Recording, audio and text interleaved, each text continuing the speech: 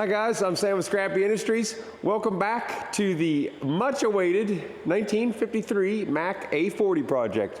Now, many of you may have never seen this truck, but I bought it almost 2 years ago now, I guess. It's been off to the side for a while, as you can tell. It's for unburying it.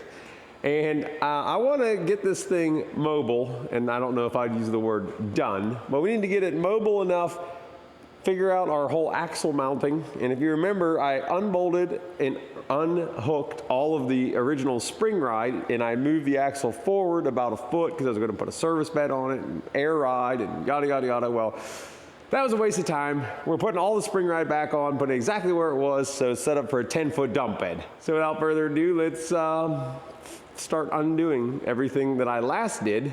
This truck has a 24 valve 5.9 Cummins, and it's not a common rail. It's the previous to that version, the VP44 electronic fuel pump.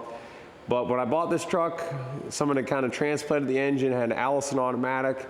I didn't really like the idea of the Allison in this truck, so we pulled that out, put the original Mack 2-stick duplex transmission back in. We got the Cummins all wiring hashed out, got it running, all that. So it runs. It is never driven because there's no drive shaft. Right now there's no axle. It's sitting on that piece of pipe over here.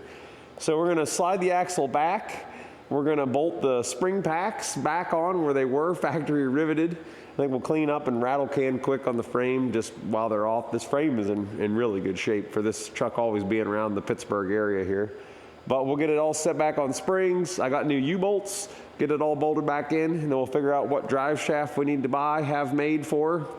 And at some point, we'll be mounting the dump bed on there. So I'd like to at least get it running, driving, out of the way, and the 50-ton lowboy's coming in here. So sorry, girl, don't get too excited. So this is our Henderson Mack air ride setup. This was over a year ago that we last worked on this truck, to admit that. So, you know, clamps and things are a little dusty. You'll have that. I'm sure you guys have had a project or two you've had kind of get behind you. All right. Will you fall in a not kill me way? I think we set this in here with the Terex, actually, if I'm not mistaken, while we were working on the Bay City engine last winter.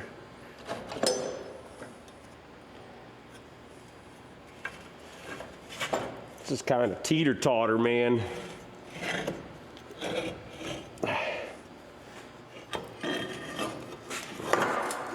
Oh, this thing could get your fingers a lot of ways.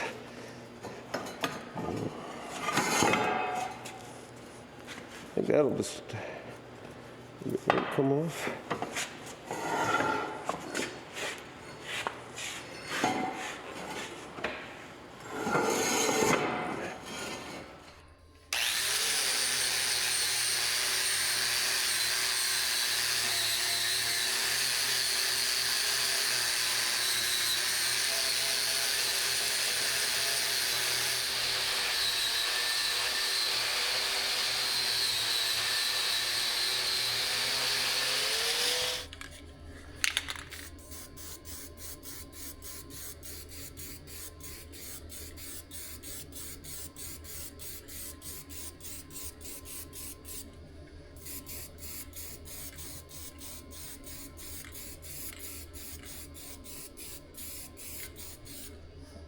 When we were cutting the rivets off of this, I got a little carried away with the torch. As you can see, we caused a fair bit of damage to these brackets, unfortunately. At the time, I was like, well, we'll scrap them, I don't care. But now we need them. So, I don't know, some of them like this one aren't bad. Some of them like this one are pretty bad. So I'll take the grinder, kind of clean this up, and then we'll come in with the welder and try to make it halfway decent and grind it back down.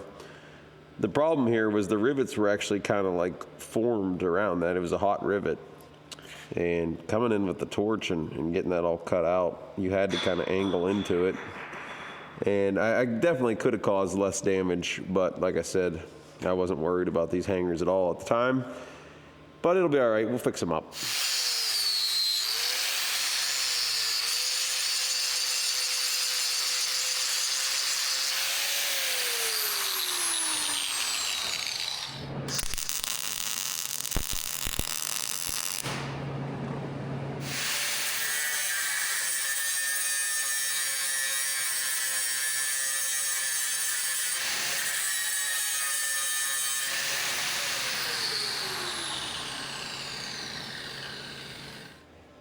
All right, we got those ground out. I took the die grinder, opened the holes back up as well.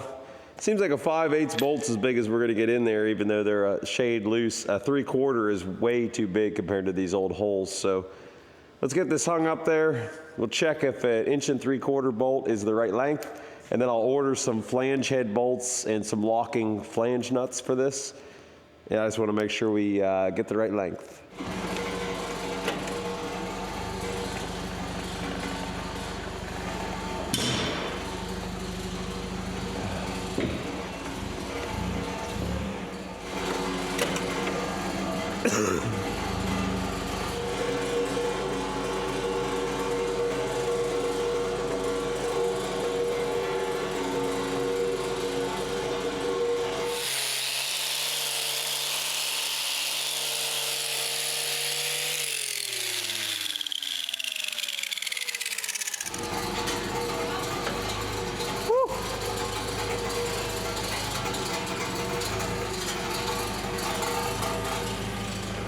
It looked like we had more room.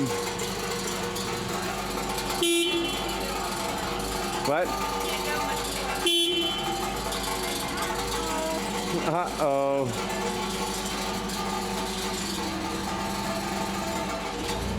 Hi, Mom, can you twist that?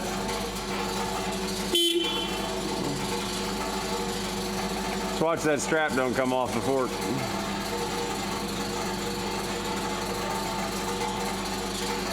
Yeah, oh, no, don't do that. Let's put something in that fork hole. Oh no, now you know how to turn things on. How about being blinded, Mom?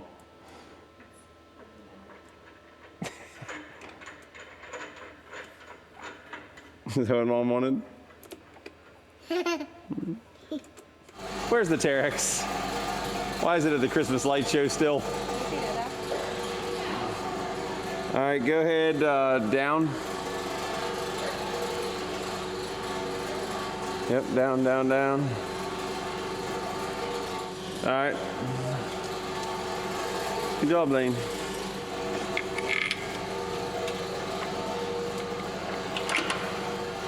Down, down, down.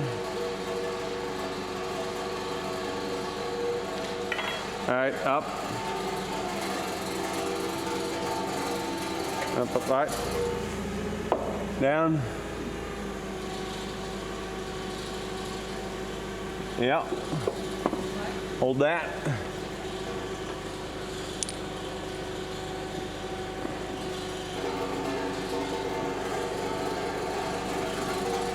You can help roll his tires, buddy? We need a bar. Good job, buddy. I have it? Thank you.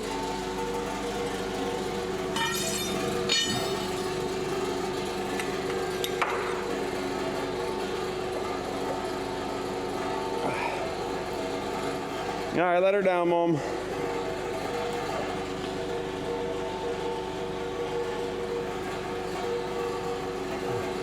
Yep. So the rubber that's in these hangers seems to like want to tension them up against each other. So you got to kind of hold this last one in alignment while we snug these up to be able to get that last bolt in.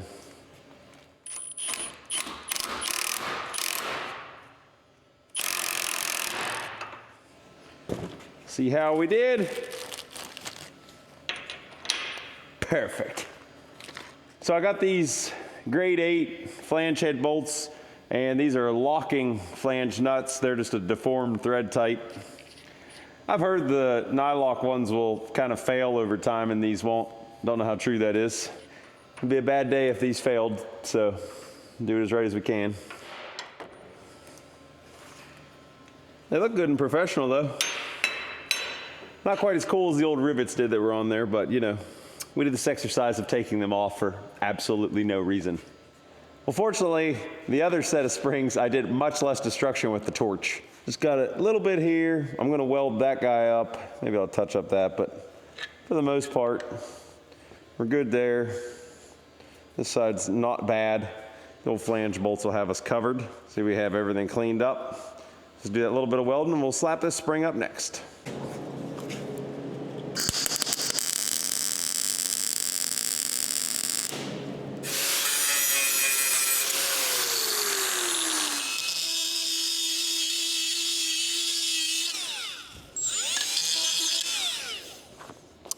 Good to go. This side should hopefully be a lot more straightforward.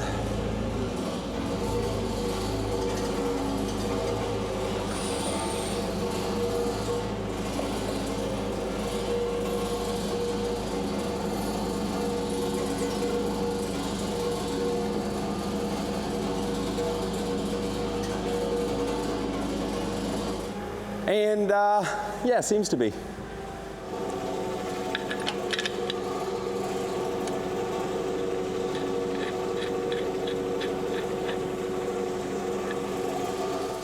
Now just keep on raising her down. Oh yeah, we got some prying to do over here.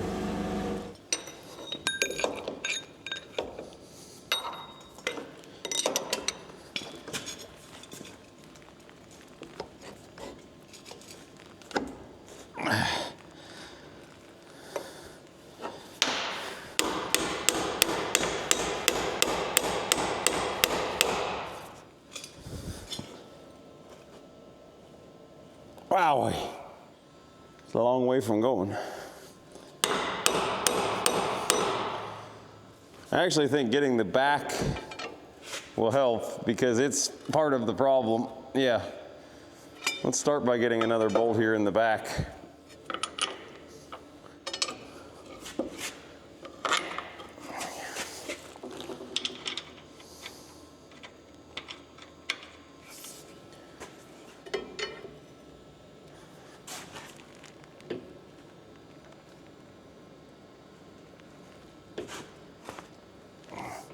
There it is.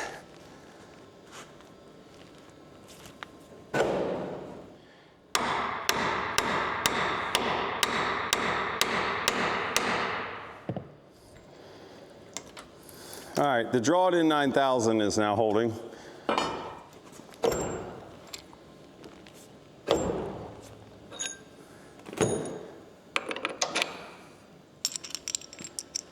Oh, we got her now. Work ourselves around a little bit.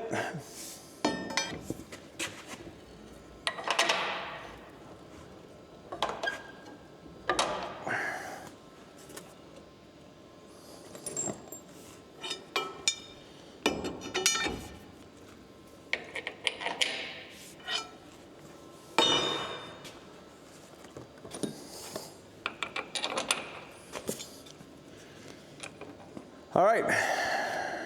Tighten that side up. I'm giving these 200 foot-pounds.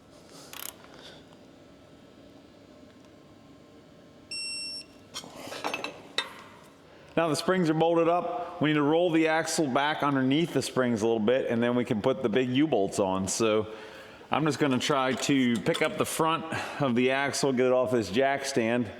See if we can roll it back. Another option would just be to pick the truck up and pull it forward, but shouldn't be too bad.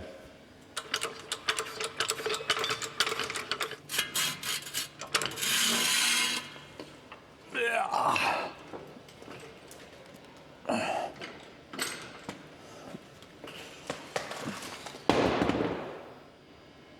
That's about it right there.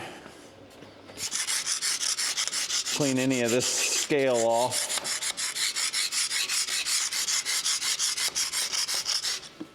So we have this spacer block goes on there, and then we have our stack of helper springs.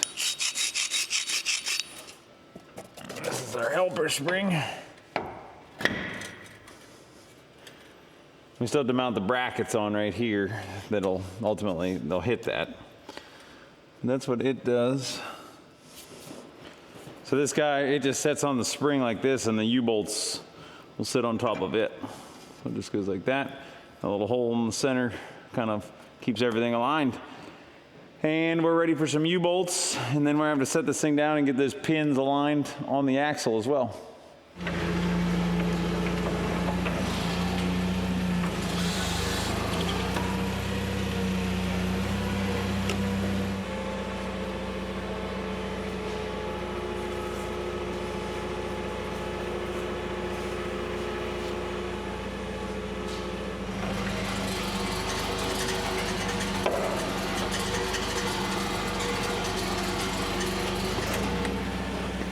All right. So, first thing, the truck needs to go that way a little bit.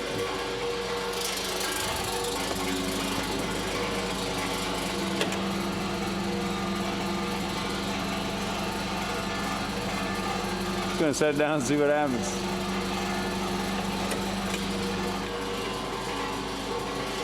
Yeah, we need to roll the truck forward a little.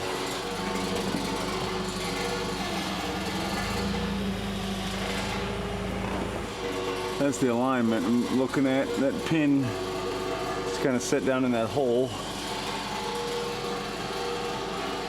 And of course, they're the same thing on the other side.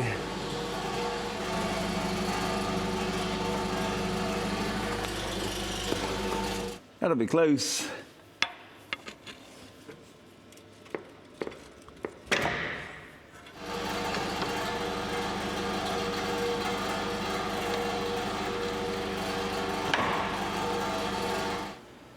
All right, we got it all worked down in there.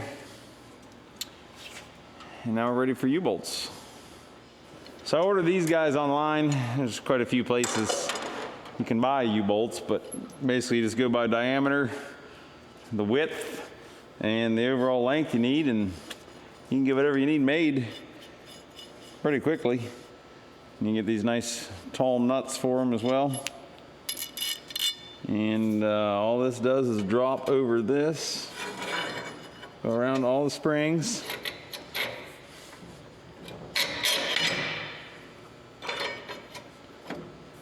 Like that. And we have one on that side, of course. Then on the bottom, this is what goes around and captures the axle. From when I burned off the old U-bolts last year, we still got to finish getting them out of the way. Clean up the rust on this and the bottom of the axle as well, and put it all back together. So this, of course, like that. All right, it's like so. And I'm gonna grab some oil and we'll lube up threads. I think when this tightens down, should have a full nut on there, hopefully. It's gonna be close. Luber dube.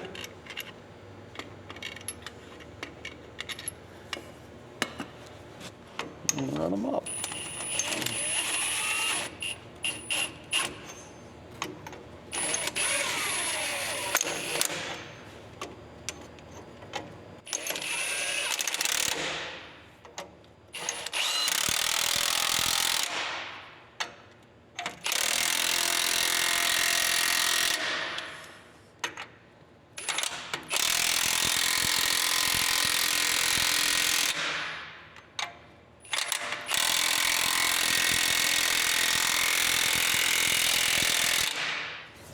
And we'll have to look up the torque spec on these. Hopefully that's close to it. There's gonna be a lot of cranking. Now I just threw the brackets on that hit the helper springs, and we're gonna get them tightened up.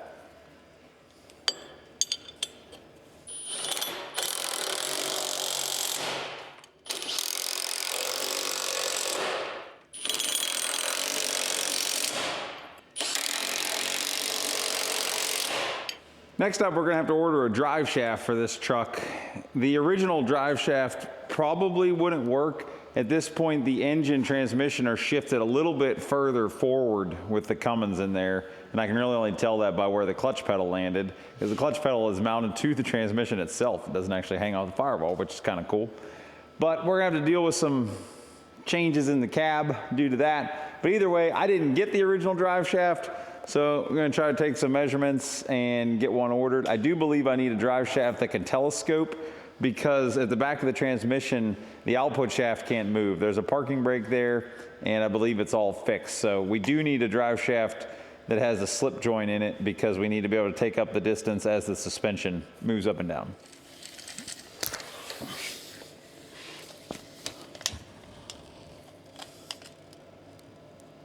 The 75 and 5/8, I'm getting there most accurate way.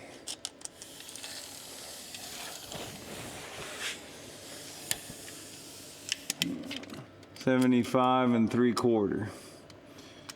So basically 75 3/4 or 75 5/8, somewhere right in that vector. Then I'm gonna measure these U-joints. That's just a hair over 6, like 6 1/16, 5 1/4-ish. All right, so we got the drive shaft all measured up the other night. I called drive shaft place yesterday, and I told him, hey, we got a 1610 on the transmission, 1710 on the rear. Here's the length. And the guy is like, that's a long way for a 1610, even for a 1710. I don't love being 6 feet long. I'm like, well, it's factory. I don't know. I mean, we only have a 5.9 Cummins here. We're not gonna be putting the end of the world torque to this thing. But he wants me to try to get the yoke off the back of the transmission so that we can change that to be a 1710 as well. And then, I mean, it makes sense to just make it all match, and we can build a 1710 drive shaft. So I think there's just 8 bolts, like a flange, that pulls off of that parking brake drum there. And then you just buy this, hopefully, same bolt pattern, but with a 1710 yoke. Slap that back on and go from there. So let's get it pulled off and see what we can measure up. Just a 9/16, I guess.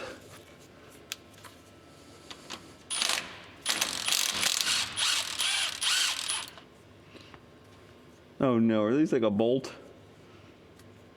Ah, of course.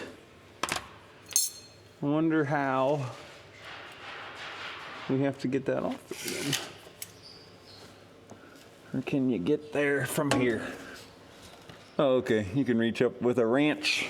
With a wrench. This is a interesting method we got going on here.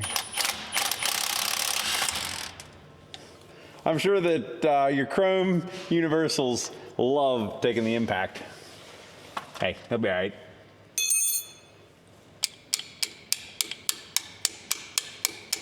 It's like the only socket that will fit in there. Because, I mean, who's going to use a wrench here?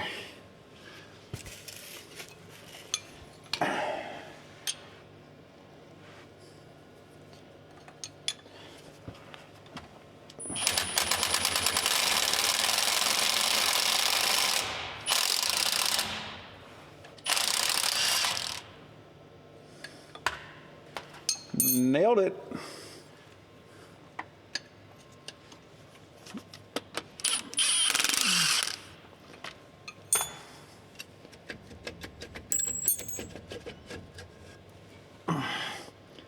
Huh.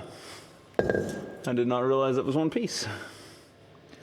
Is that one piece or does that tap out of it? I think that piece will tap out of the brake drum. So on these old trucks, before they had spring brakes on the back, this is your parking brake. Which I don't know if I'm going to keep that. I mean, I think it's cool. I like the factoriness of it, but the reality is just putting 2 spring brake chambers there is way safer alternative, and then plumbing up those. If you don't know what that means, that's anything modern-ish. I mean, really, for the last 50 or 60 years, there's a big spring that applies to the park brake, and it requires air to release that. So if you lose air pressure, the brakes automatically come on the truck, the parking brakes. And I think it's a lot more stopping power. You're using the regular brakes, not this little baby brake drum here. But as much as this truck's going to get driven, I don't think it really matters. And this one's kind of cool. I think those old school brake chambers are really cool. We could pull them apart and put a new diaphragm in them probably to feel a little better about it. All right.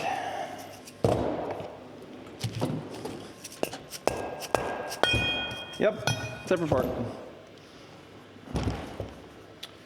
So that is what we need in the 1710. It's locating off of this. So that's what I'm thinking. Worst case, we can do some machine work. We'll get it figured out. I mean, this isn't like rocket science, so. The 1610, it measures, oh, I forget, is it 5 1/4 on this one? And the 1710 is like a little bit over 6 inches when you measure outside to outside. A lot of the, like the superliners and stuff, they're bigger than 1710. They're like the 1810 style. Still a fair bit bigger than that yet.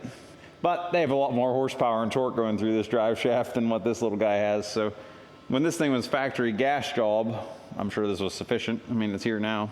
Who knows if that's the original, but we'll get it figured out, get some parts and a drive shaft, and we can be close to taking a little cruise around the barn here. Not the road, but barn.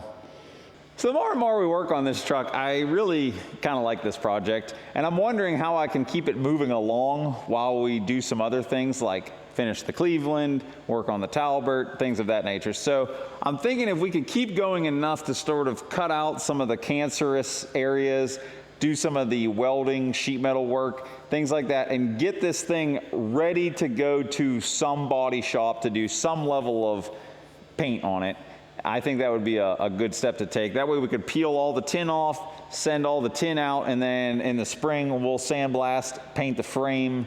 I'm not looking for like super show quality, but presentable. I think, you know, patina gets thrown around a bit these days, and while this truck does look cool, I think it needs a little more. I'm not saying we can't paint it back to Frank Bryan. Maybe Scrappy Industries on one door. We'll see. That's a way down the road problem. But all in all, I do want to keep this project moving forward. I really like this truck. I think it's cool. So we'll go from here. So I talked to a local company we have that makes drive shafts. I never had them make one for me before, but I know they do it. And the guy there really did not like the idea of having a 1610 on the transmission and a 1710 universal on the rear axle. He felt we need 1710s everywhere. We need a 4-inch tube. It just won't last. This thing's about 6 feet long. Didn't like that idea. Well, what I could tell is if we're going to keep the parking brake, which I'd kind of like to, I'd also rather not get into changing out that yoke and everything else in the transmission. I think that's going to be kind of a nightmare. And there's no easy way to go to a 1710 here because this bolt circle increases like an inch. And that creates a problem in drilling this and adapting to the yoke. And we've been making a whole adapter plate, this, that, and the other. I just don't think it matters that much. I think the 1610 is going to be plenty for us. We only have a 5.9 Cummins in this thing. So I was able to locate all the parts and pieces to keep a 4-inch tube. We'll have the telescope on a 2-inch by 16 spline with the 1610 on that yoke, and then basically it'll fit over top of that, weld onto the 4-inch tube, and then on the other end we'll have a 1710 weld on to the 4-inch tube going into the rear axle. So we got a lathe, we have a welder, we're gonna make a drive shaft. I have a little bit of a plan of how to do this. I've never done it before, but once these parts show up, we're gonna give her a whirl. And I even heard about some old school balancing methods involving jack stands and chalk. So might get interesting. So for now, we're gonna put the yoke and the parking brake back on the transmission. We more or less took them off for no reason, as I seem to like to do on this project. Let's bolt them back up.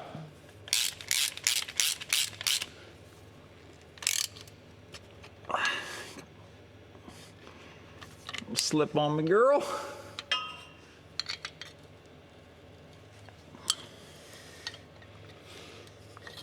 If you're wondering, that was torqued to spec, of course. Need to come back and torque our U-bolts. Oh man, we got quite a ways to go. Might want to jump back on those with Mr. Impacto Dacto.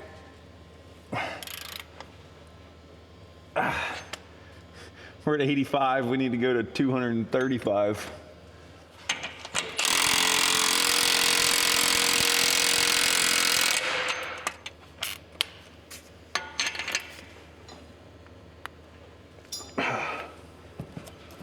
That may have got us. That's right there. Didn't even over torque it.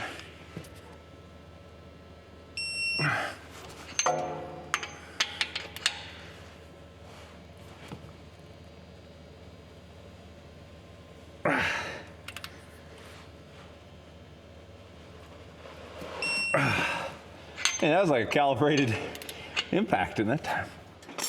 Another thing we got to hash out since putting this transmission back in is our brake valve.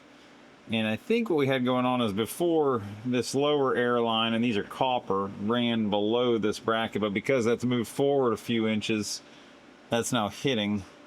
I don't know if we can just rebend that kind of up here or if we need to make a new hose. So we can do a little figuring on that.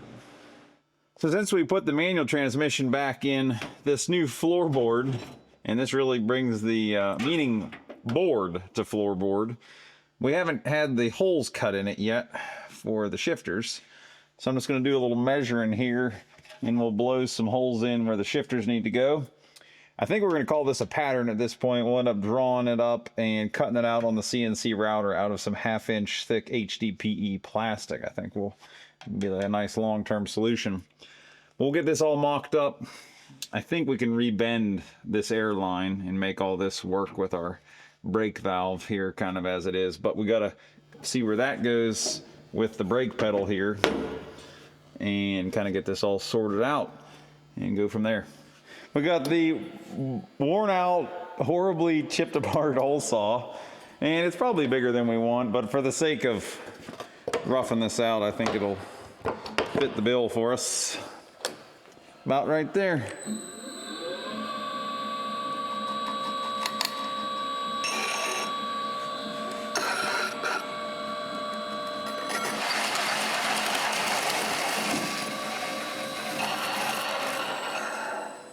It burned its way through.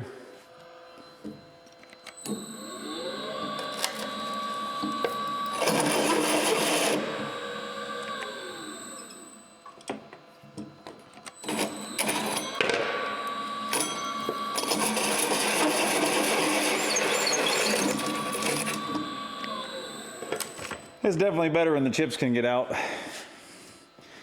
because we were overlapping that other hole.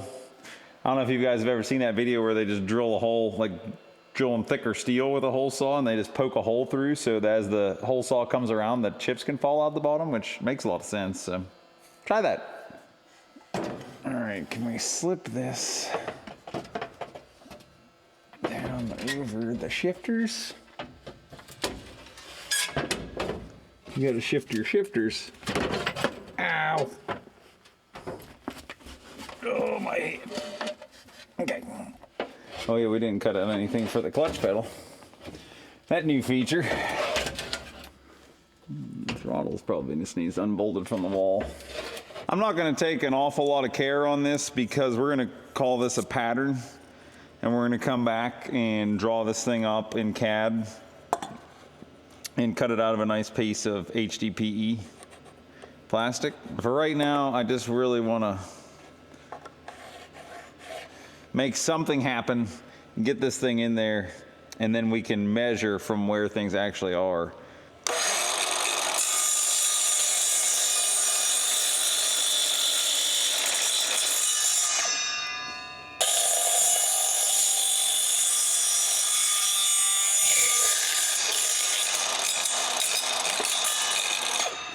Let me come across this thing like a CNC router.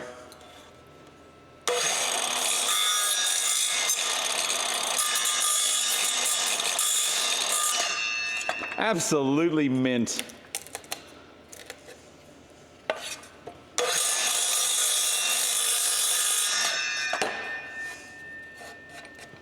So if we get the throttle pedal electronic side out of the way, I think we can set this all down in there and then see where we're at.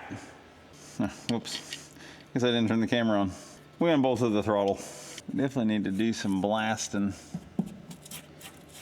I don't know how well the poor little heater's gonna hold up. All right, our poor hacked up piece of plywood coming at you.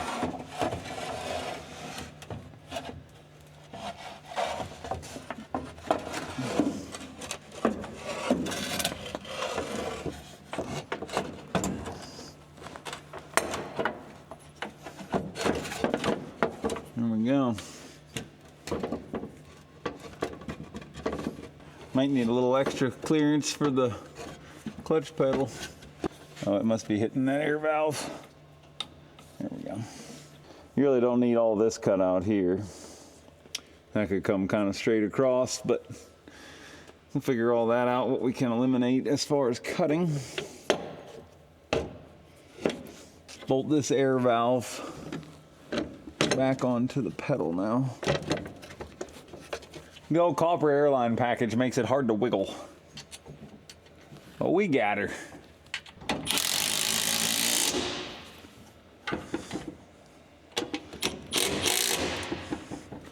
We'll leave that back nut because we're gonna be taking this back off anyhow. Previous owner put those real nice like riv nuts in there, it looks like. Actually make this really nice to put together.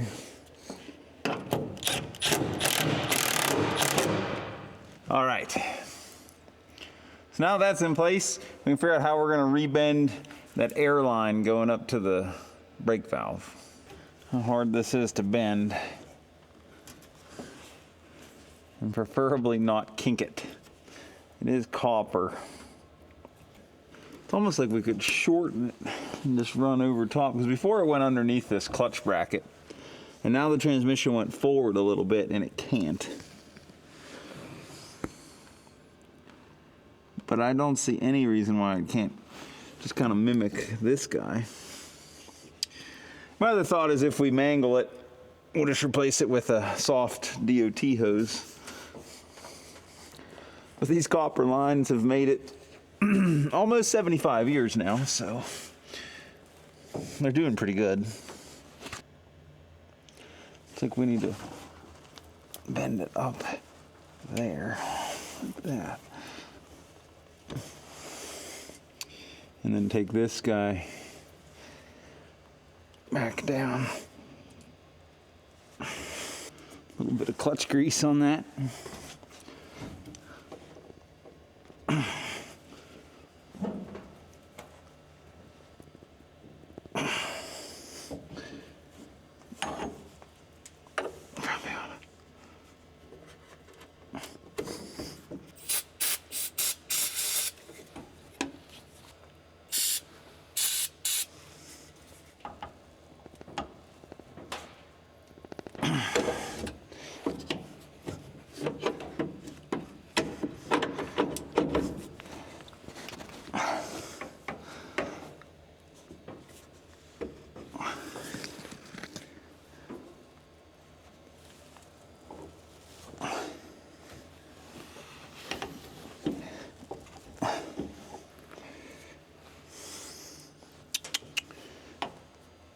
Tighten up this bend and this bend. That'll shorten it up a little bit for us, maybe.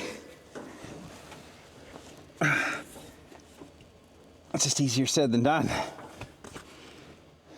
See, now that we're down in, we gotta give it a pretty major up kick.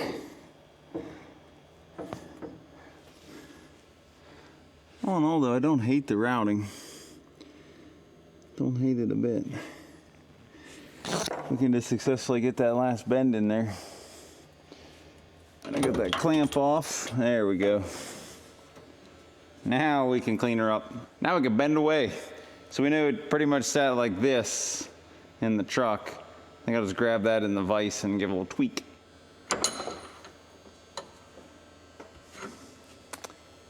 Okay. Man, it's been so easy out here in the open.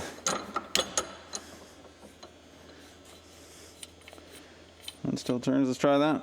Ah, that was the wrong way, guys. You're supposed to tell me. It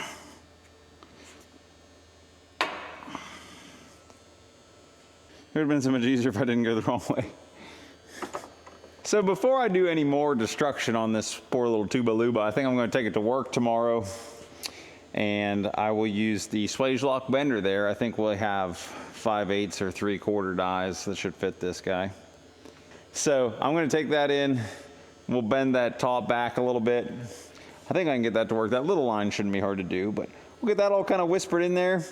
Then we'll figure out that floorboard, and we got all that ready to roll. I already got the tube for the drive shaft came in today. Tomorrow, all the universals and all that stuff are supposed to come in. So that means this weekend, we're going to be drive shaft building.